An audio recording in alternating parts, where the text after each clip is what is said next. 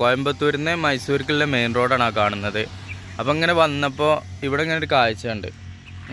അപ്പോൾ നിങ്ങളും കൂടിയും കാണിക്കാമെന്ന് കരുതി.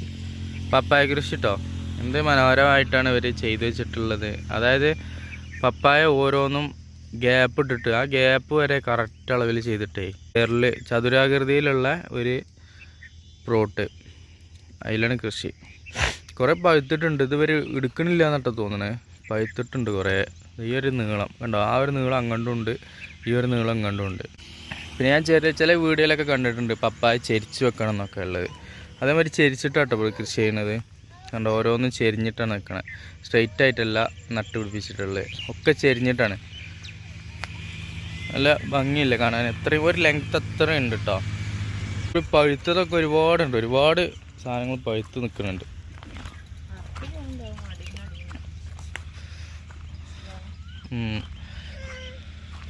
വിളവെടുക്കാൻ പാകത്തിനായിട്ട് നിൽക്കണ കായകളാണ് മൊത്തേ. വിളവെടുക്കണില്ല എന്നാണ് തോന്നുന്നത്. പക്ഷെ നനവൊക്കെ കാണുന്നുണ്ട് കേട്ടോ. അതിൽ നനച്ചെടുക്കണത് കൊണ്ട് പൈപ്പും കാര്യങ്ങളൊക്കെ വന്നിട്ട് നനവ് മാതിരി ഫീൽ ചെയ്യുന്നുണ്ട് അടിഭാഗമൊക്കെ. ഏട്ടം വരുന്നുണ്ട് കേട്ടോ, ഒരു ഏട്ടം വരുന്നുണ്ട്. അത് രണ്ട് തോട്ടായിട്ടാട്ടോ ചെയ്യണത്.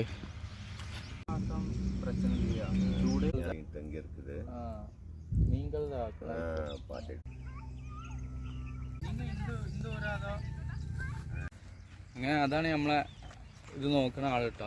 മൂപ്പരിത് പാട്ടത്തിന് എടുത്തിരിക്കണേ. 25,000 റുപ്യ ഒരു ഏക്കറ സ്ഥലം പാട്ടത്തിന്. 3 ദിവസം 4 ദിവസം കൂടുമ്പോൾ അറുത്ത് പോകുന്നുണ്ട് ഇവിടുന്ന് കായ്. ഇപ്പോൾ റംസാൻ ആയതുകൊണ്ട് കായ്ക്ക് മാർക്കറ്റ് ഉണ്ട് കേട്ടോ. 14 റുപ്യായിട്ട് ഇവിടെ മാർക്കറ്റിൽ വില കിട്ടുന്നുണ്ട്. ടണ്ണേജാണ് കണക്ക് കൂട്ടണേ. 15 ടണ്ണിൻ്റെ അടുത്ത്, അതായത് 10-ൻ്റെ 15-ൻ്റെ അടിയിൽ 4 ദിവസം കൂടുമ്പോൾ ഇവർ അറുത്ത് കൊണ്ടുപോകുന്നുണ്ട്.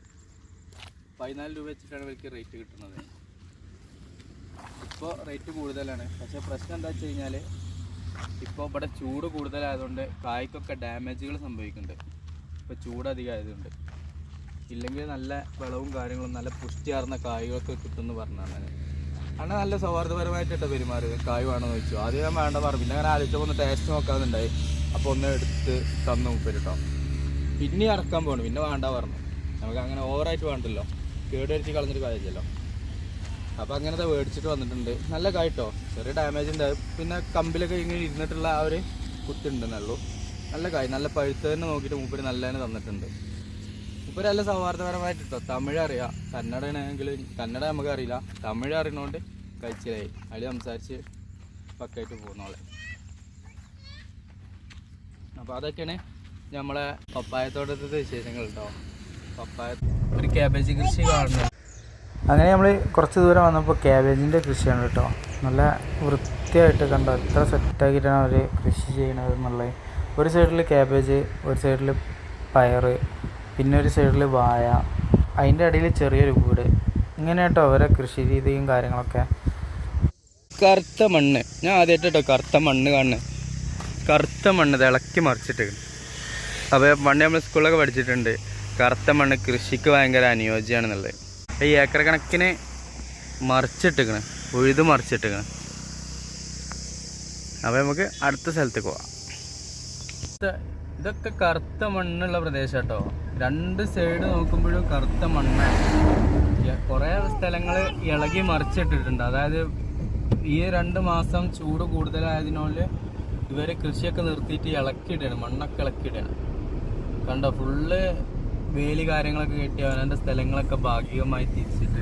അങ്ങനെ നമ്മൾ യാത്ര ചെയ്തുകൊണ്ടിരിക്കുന്ന സമയത്ത് ഫുള്ള് 2 സൈഡിലും, റോഡിൻ്റെ 2 സൈഡിലും ഇതുപോലെ ഉഴുത് മറിച്ചിട്ടിട്ടുണ്ട്. ഉഴുത് മറിച്ചിട്ടുകൊണ്ട് തന്നെ കറുത്ത മണ്ണ് കറക്റ്റായിട്ട് നമുക്ക് കാണാൻ കഴിയുന്നുണ്ട് കേട്ടോ. ഇതൊരു സൈഡ്.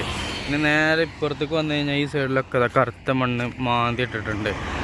അങ്ങനെ നമ്മൾ കുറച്ച് വന്നപ്പോഴാണ് ഡ്രാഗൺ ഫ്രൂട്ട് കാണുന്നത് കേട്ടോ. വിളവുണ്ടായിട്ടില്ല, മരം നല്ല അടിപൊളിയായി നട്ടുപിടിപ്പിച്ചിട്ടുണ്ട് എന്നുള്ളതാണ് കേട്ടോ. എന്തോ ഒരു കെമിക്കലോ അതോ എന്തോ ഒരു മരുന്ന് വരെ അടിച്ചിട്ട് വെളുത്തിട്ടുണ്ട്. അങ്ങനെ ഞങ്ങൾ മൈസൂരിനോട് അടുത്ത് വരുമ്പോഴാണ് ഇതുപോലെ ടെൻ്റ് അടിച്ചിട്ട് നാടോടികൾ താമസിക്കുന്ന ഒരു സ്ഥലം കണ്ടു കേട്ടോ. മക്കളൊക്കെ ഉണ്ട്, മക്കളും പോത്തും കുട്ടികളൊക്കെ ഉണ്ട്.